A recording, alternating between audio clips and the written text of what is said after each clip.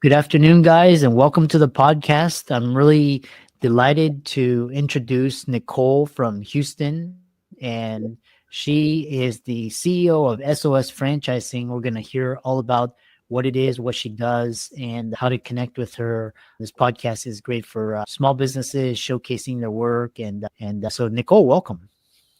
Thank you so much for having me here. I want to say that your podcast is amazing. I've listened to several episodes and now I can't stop. And I think you really help people make decisions in their lives and teach people things that they otherwise wouldn't know. This information is invaluable. I think you're incredible. Thanks so much, and briefly introduce yourself and what SOS Franchising does. Sure. So, if you are an inspiring entrepreneur with a heart for impact, you don't just want a business, you want something that means something. This is definitely for you. So, I own SOS Franchising and I help purpose driven people open their own autism therapy treatment centers. And I use my purpose to profit franchise method, completely proven, tried and true. It removes all the guesswork, all the legal red tape, all the fear of failure. And we offer hands-on training, support, a full marketing team, so that when you open this business, you won't be building it alone. You'll have all these teams and backed by a model that has been proven and is already changing lives. So I help people build businesses that transforms their communities. It helps you build meaningful income and, of course, creates a legacy that you can be proud to say you're a part of. Interesting. And we'll dive right into it and talk about the ABA therapy business, how fast it's growing, and what sort of niche it's creating within the franchise industry. Absolutely. So, as you may know, the rates of autism diagnosis are just skyrocketing. And the CDC just recently released a report that estimates that 1 in 31 children are diagnosed with autism. Possibly more could have it, but 1 in 31 are diagnosed.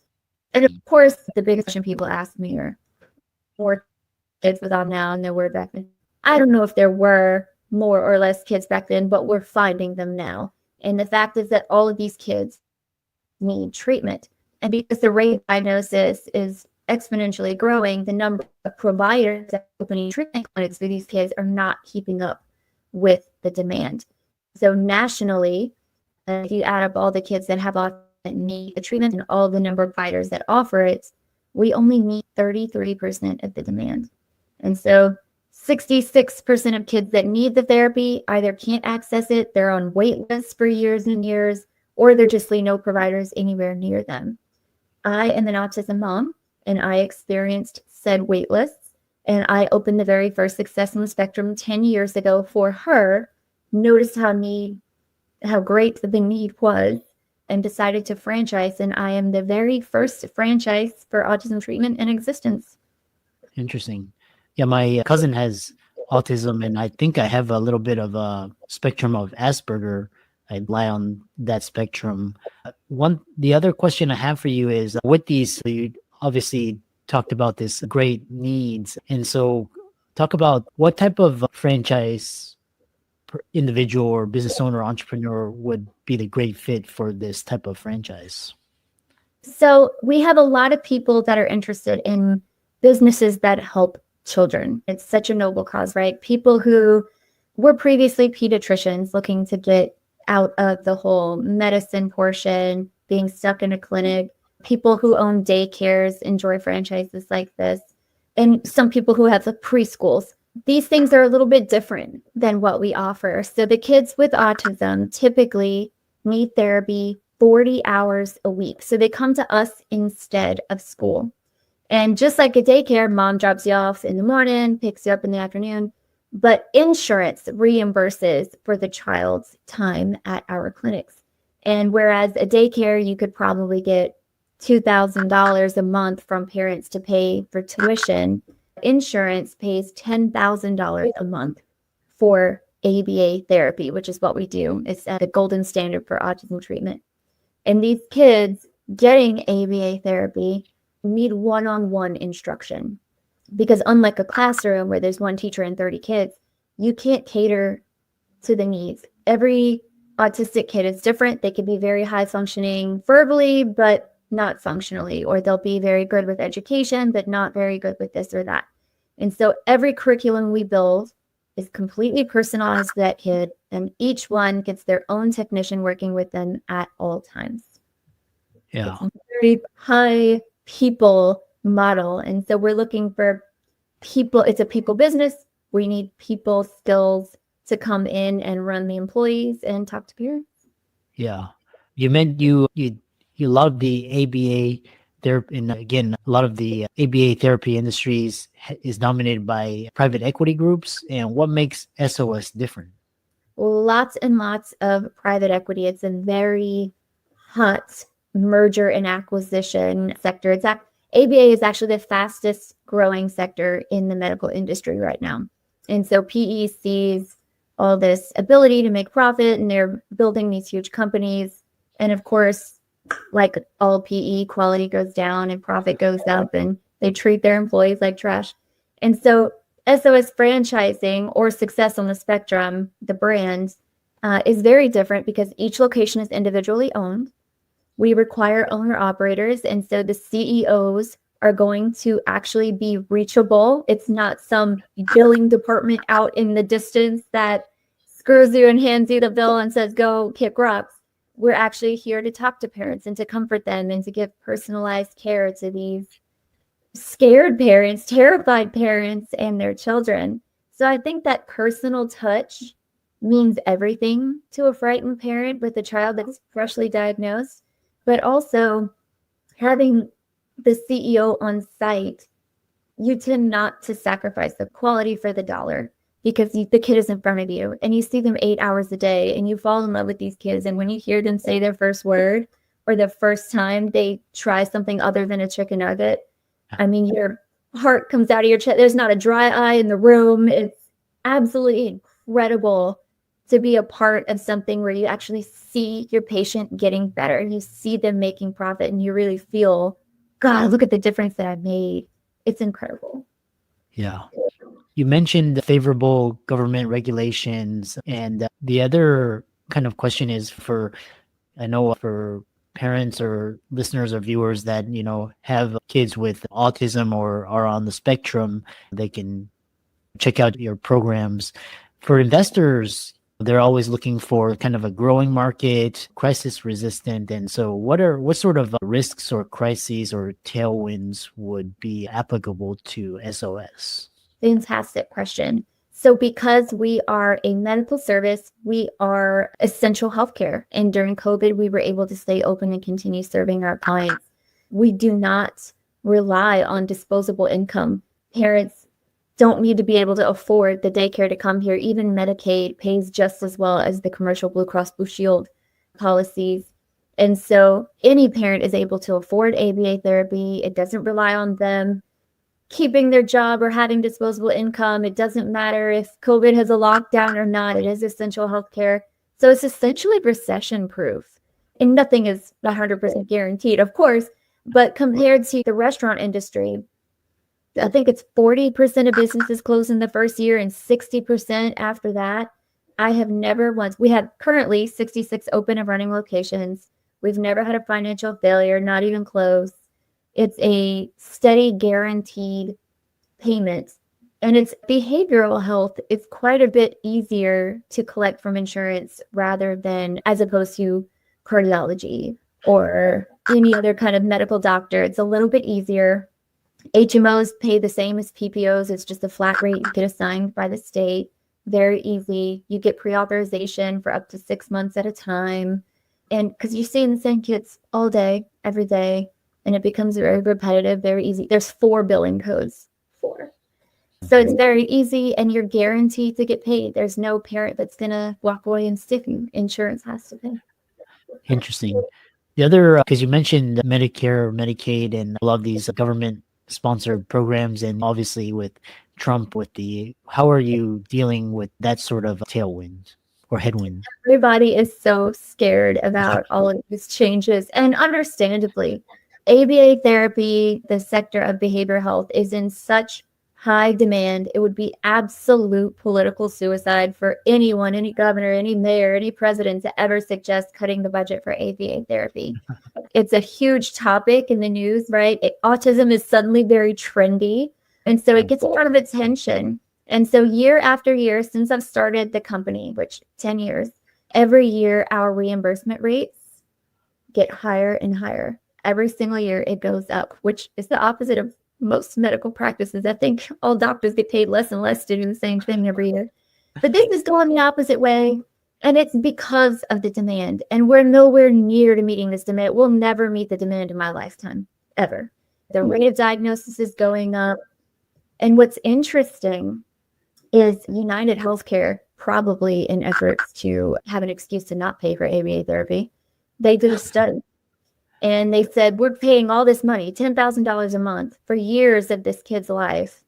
Why should we do this? Does it actually have any long-term benefits? And this study actually shot them in the foot because it proved that paying for ABA therapy when a child is young saves them millions of dollars over a lifetime, because you don't need assisted living. They can live on their own now because their health is better because they ate more than just chicken nuggets. And so even if they decide that they're going to make budget cuts to a Medicaid program, they will not cut ABA therapy because it does ultimately save them money down the line. Huh. Yeah. Interesting. So we'll talk about later on. What experience does one need to become an SOS franchise owner? Great question. When I started this business, I was an autism parent, and that was it. I'm a nuclear medicine technician, so I had no background in ABA or autism whatsoever. And it was hard, and I made a lot of expensive mistakes, and I learned a lot of things the hard way, and I had to rely on other people to help. But with a franchise, you really don't need any experience. You just need people skills. As a CEO, you're going to be doing all of your own hiring and firing, performance reviews with employees. You're going to do a little bit of your own books. You're going to do payroll, pay the bills, keep the lights on. We show you how to do everything. So if you have the people skills to manage staff, that's all you need to come in. Huh. Interesting. What about in terms of needing ABA experience, degrees, licensing? Obviously, healthcare is very highly regulated, very bureaucratic. What about regulations on the franchise owner? Opposite of what you think, the ABA industry is not regulated at all. It's terrifying. And I think this is where private equity really enjoys sneaking in there. But you do need to hire a medical professional. If you bought a family practice, you need a family practitioner. And so we help you hire board-certified behavior analysts, and your business submits claims to insurance underneath their license number. So you as a CEO don't need any degrees, any certifications, any licenses. Your business doesn't even need any licenses, which is scary, but it is fact. You completely operate underneath your employees, and we have several of them. And of course, as a franchise, we cross-credential and we back each other up. So if one behavior analyst goes on maternity leave, gets transferred away with her husband, or quits all of a sudden, you still have backup and have time to hire somebody else to replace them because your sister locations, we got your back. Yeah. The follow-up question I have for you is because for example, there's a lot of regulations where like they prevent doctors from owning like certain, you cannot have doctor-owned hospital or like these surgery centers. Can a franchise owner be a physician? Yes, they can be a physician, but they don't have to be. And the only state that has anything to say about that is the state of New York. In the state of New York, you have to be a behavior analyst to own an ABA clinic, but that does not apply to any other state. And other states are discouraged from having laws like this because the need is so great. You don't want to restrict businesses from opening. We need more. We need so much more. And so you don't need any credentials at all. There's no requirements at all. You just need to at least employ someone who is licensed. Yeah. And talk about active involvement in terms of franchise owners. Are they required to be there full-time, part-time? Talk about that. Yes. My franchise specifically does require owner operators. And I'm a firm believer that this is not the kind of business that you just set it and forget it. This is not a passive income type of thing. We do want you to be actively involved. We want you hiring your own employees. We want you in the clinics, not all the time, but most of our CEOs work about 30 hours a week, some from home, some from the clinic.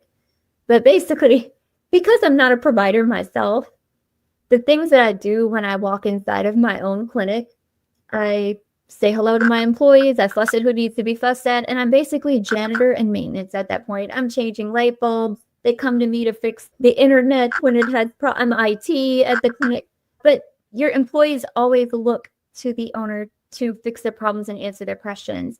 And you have to be available to them all the time. You don't have to be in person all the time, but available to them. And that's what makes a good company work. Low turnover when you're actively involved. No one's going to love your business as much as you. No one's going to do as good of a job as you. And so we do require that to keep up our quality. Interesting.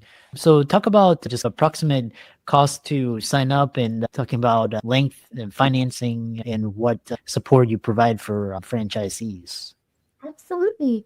So our initial franchise fee is $50,000. You pay that upfront, and that includes all of your training and the training for your key staff that you hire, your office manager and your behavior analyst. It includes all of your marketing. It includes a free grand opening video, all kinds of things. To run the business, you need about $500,000, depending on what state you're in. Obviously, New Jersey is going to cost more than Texas, but let's say $400,000 to $500,000. And so we have partnerships with several banks that offer really good rates with startup business loans. And we've even negotiated down to 10% down payment. So the $50,000 that you give to us counts as your down payment.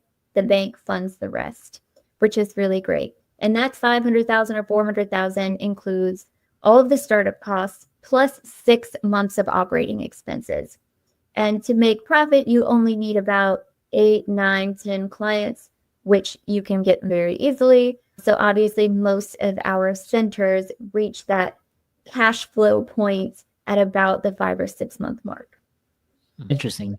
And how much will it, in terms of choosing the SOS center, how much will it cost? How do you choose it and set it up? Yeah, obviously, a lot of franchises don't allow people to own their own buildings because the franchising company wants the building equity. We're different. We allow you to own your own building should you choose to purchase one. But for people's first clinics, they usually choose just to rent office space from the beginning.